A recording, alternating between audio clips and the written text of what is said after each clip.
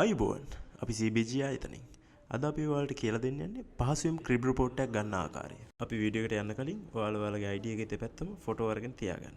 තව bank book එකේ front page එකේ ෆොටෝ එකක් හරි ඉලෙක්ට්‍රිසිටි බිල් එකේ ෆොටෝ එකක් හරි සේව් කරලා තියාගන්න. මුලින්ම ඔයාගේ ෆෝන් එකේ Google එකට ගිහිල්ලා crib.lk කියලා සර්ච් කරන්න. අපි ඒකේ ලින්ක් එක පල්ලෙහා description එකේ දාලා තියෙනවා. ඔයාලට crib.lk home page එකේ උඩින් කොළ පාටට පෙන්නනවා my report user කියලා බටන් එකක්.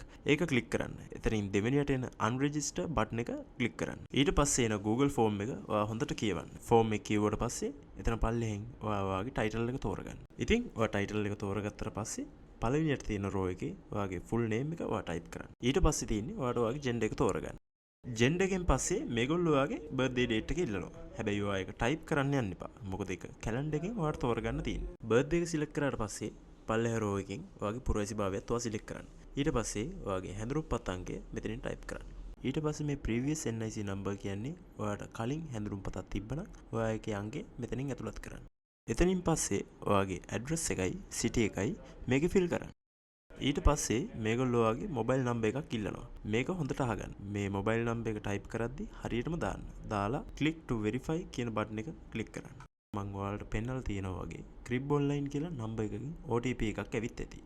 ඔයා ඒ OTP එක අතන ටයිප් කරලා verify mobile බටන් එක ක්ලික් කරන්න. ඒක සාර්ථක වුණාම click to verify කියන බටන් එක කොළ පාට වෙනවා. මේ වගේම ඊළඟට ඔයාලගේ email address එකත් verify කරගන්න ඕනේ. ඒ නිසා ඔයා ළඟ තියෙන email එකක් මේකට add කරන්න. ඊට පස්සේ ඔයාගේ email එකට මම මේ පෙන්නලා තියෙනවා වගේ OTP password එකක් ඇවිත් ඇති. ඔයා ඒ password එක අතන email එක verify කරන තැන type කරලා verify කියන බටන් එක ඔබන්න. මේකත් සාර්ථක වුණාම click to verify කියන බටන් එක කොළ පාට වෙයි.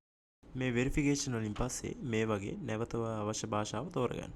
වීඩියෝ එක පටන් ගන්න කලින් මම ඔයාලට කියන්න ඇති ID එකේ දෙපැත්තෙම ෆොටෝ ගහලා තියාගන්න කියලා. ඉතින් මේ පේන තැන ඔයාගේ ෆොටෝස් දෙක ඔයා ඇටච් කරන්න. ඊට පස්සේ තියෙන තැන ඔයාගේ බැංකු පොතේ ඉදිරිපස පින්තූරයක් හරි ඔයාගේ කරන්ට් බිල් එක ඉදිරිපස පින්තූරයක් හරි මෙතනට ඇටච් කරන්න. මේ ඔක්කොම ඉවරනාට පස්සේ මේ පල්ලෙහින් තියෙන by submit කියන තැනට ටික් එකක් දාන්න. ඉතින් ඔයාලා ඔයාගේ report එකට ඕන කරන information ඔක්කොම දීලා ඉවරයි. දැන් ওই පල්ලෙහින් තියෙන කොළ පාට pay කියන බටන් එක ඔබලා ගිහිල්ලා රුපියල් 300ක් වගේ මුදලක් ඔයාලට pay කරලා ඔයාගේ crib report එක ගන්න පුළුවන්. මේකට online පහසුකම තියෙන බැංකු කාඩ් පතක් අනිවාර්යෙන් පාවිච්චි කරන්න. දැන් ඔයාලා ඔක්කොම දන්නවා කොහොමද ලේසියෙන්ම crib report එකක් ගන්න කියලා. එහෙනම් මේ වගේ තවත් වීඩියෝ එකකින් ඉස්සරහදී හමු වෙමු. සුබ දවසක්.